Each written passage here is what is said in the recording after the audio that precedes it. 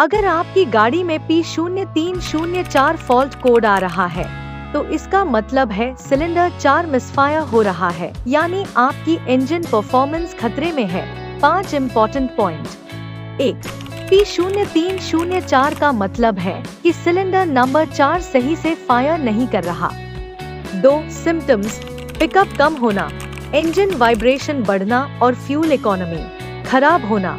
3. Causes: spark plug खराब, ignition coil week या fuel injector जाम।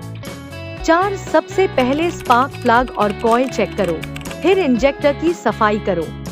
5. Solution: अगर समस्या बनी रहे तो कंप्रेशन टेस्ट कराओ और फॉल्टी पार्ट रिप्लेस करो। तो अब समझ गए न P0304 का असली कारण और उसका समाधान।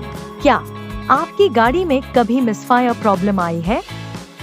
कमेंट में बताओ।